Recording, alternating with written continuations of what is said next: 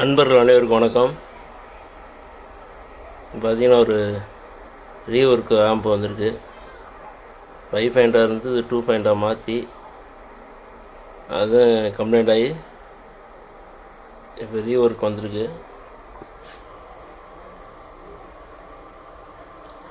பார்த்திங்கன்னா ரொம்ப நாளாக பயன்படுத்தாமல் இருக்கவும் ஒரு தூசி இது காயில் போகவும் அப்படியே பயன்படுத்தாமல் வச்சுட்டாங்க. மறுபடியும் இதை ரீஒர்க்குக்காக வந்திருக்கு.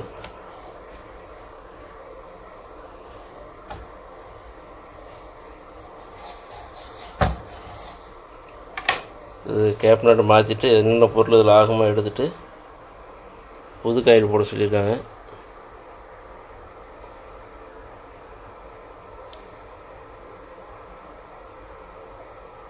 என்னென்ன ஆகும்னு கழட்டி பார்த்துட்டு அப்புறம் என்ன வேறு எதுவும் மாற்றணுமான்னு பார்க்கணும்.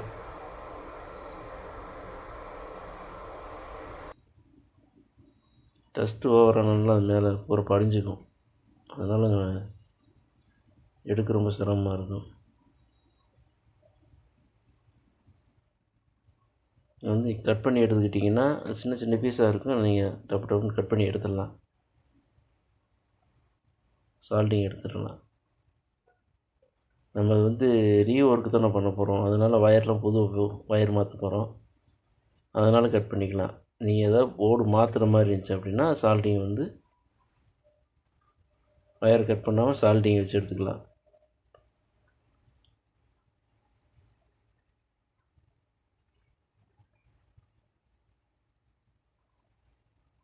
இது ஹீட் ஆகிறதுனால என்ன நினைக்கிங்கன்னா வயர் உடையும்.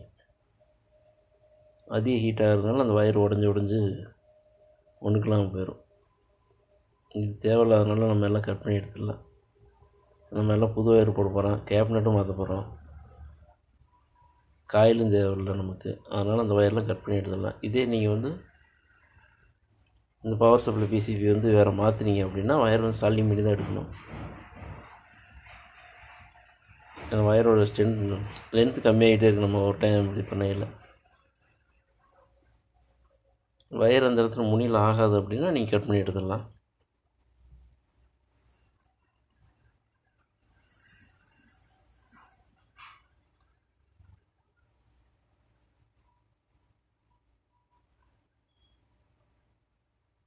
இந்த தூசியில் இந்த போர்டில் பாருங்கள் எவ்வளோ தூசி இருக்குன்னு.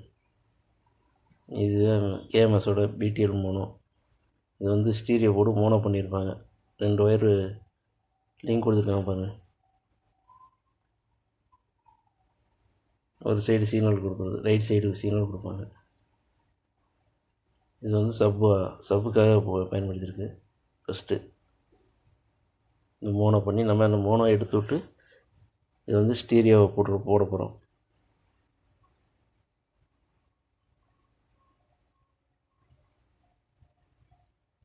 அதனால் இந்த வயர்லாம் பயண வேணாம். அது வந்து ரொம்ப தூசியாக ரொம்ப ரஃப்பாகிடுச்சு வயர் போகிறோம். இது எது ஆகுமோ எல்லாம் ஆகிற பொருளை மட்டும் எல்லாம் க்ளீன் பண்ணி எடுத்துகிட்டு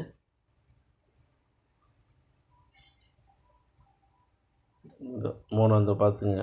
அதுதான் மோனோ பண்ணுறது. இதெல்லாம் எவ்வளோ தூசி இருக்கு பாருங்கள்.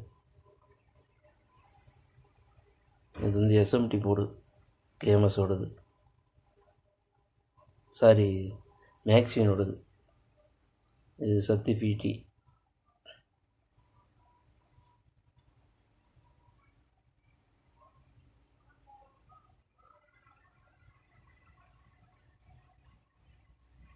நம்ம என்ன பண்ணோம், அடுத்து 8 ஆம்பியர் காயில் போட போகிறோம். அந்த பவர் சப்ளையில் மாற்றிடுவோம். இது ஸ்கொயர் போர்டு. இது பட்டன்லாம் வேலை செய்யாதனால இது வேணாம் அப்படின்ட்டாங்க.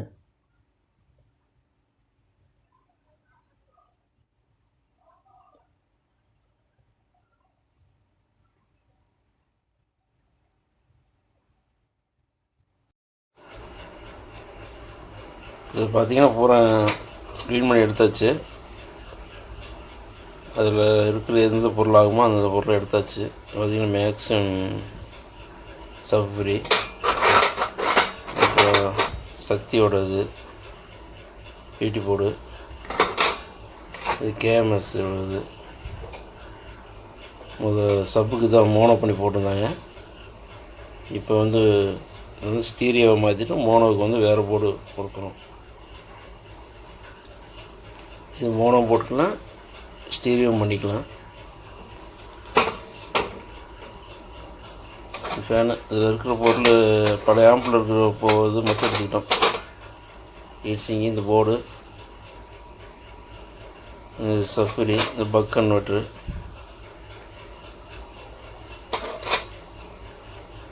அப்புறம் வேறு புதுசாக பொருளையும் வாங்கி வச்சுருக்கு. அப்புறம் இது பழைய பொருள் அது ஆகாது, இதெல்லாம் போட்டாச்சு.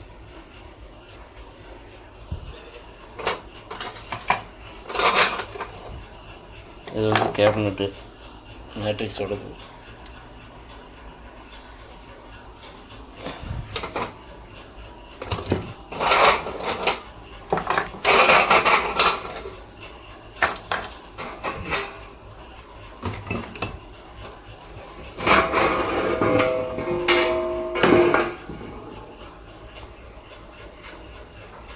இதுதான் புது பொருள்.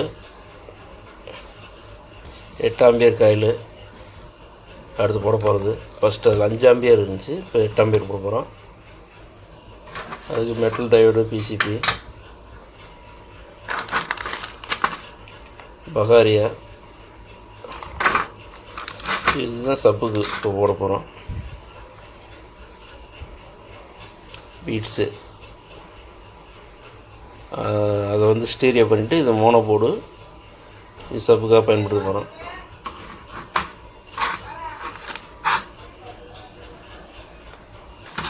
இது 3-வே செலக்ஷன் 2.1 தான் போடுறதுனால இதே போதும். இதெல்லாம் வெளியவே வச்சு சால்டிங் பண்ணிக்கோங்க, அது புதுசாக பார்க்குறோங்க. இதில் ஒரு எமர்சீட் வச்சு லைட்டாக 0 எமர்சீட் வச்சு தேய்ங்க. தேய்ச்சிட்டு வெளியே வச்சு சால்டிங் வச்சுட்டு மாட்டிக்கிங்க. அப்போ தான் நீங்கள் லைட்டாக பேஸ்ட்டு தடவி இதிலலாம் பேஸ்ட் வச்சுட்டீங்க, சால்டிங் வச்சு பேஸ்ட் வச்சிட்டிங்கன்னா உங்களுக்கு எல்லாம் ஃபிட் பண்ணிவிட்டு சால்டிங் பண்ணியால் ஈஸியாக இருக்கும். இது ஹீட்டாக ஓவர் டைம் எடுத்துக்காது, அதிகமான நேரம் எடுத்துக்காது. இது ஹீட்டாக இருக்குது, அதுக்காக தான் அப்படி சொல்கிறது. அப்படி வச்சிங்கன்னா இது கண்ட்ரோல் எல்லாமே அது மாதிரி பண்ணிக்கோங்க. அப்போ தான் நமக்கு வயரை கொண்டு கரெக்டாக வைக்கையில் டப்புன்னு ஒரே ஹீட்டில் ஒட்டிடும். இல்லைன்னா வயரு ஹீட்டாகி இது வந்து ஹீட்டாக கொஞ்சம் டைம் எடுத்தாலும் வயர் வந்து மெல்ட் ஆகி உடஞ்சிரும். அப்போ அந்த கம்பி பிரிஞ்சுக்கும், அதுக்காக சொல்கிறது.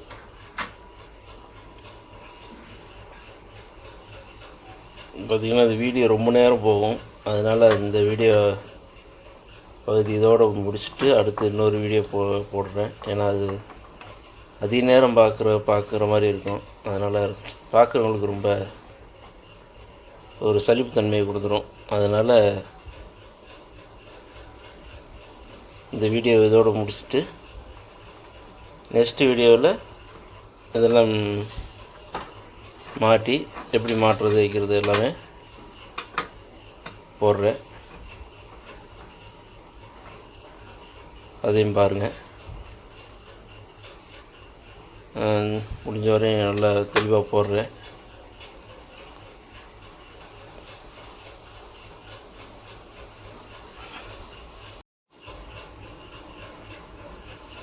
இந்த வீடியோ பார்க்குறவங்களாம் நெக்ஸ்ட் வீடியோ மறக்காமல் பார்த்துருக்கேன். அப்போ தான் அது உங்களுக்கு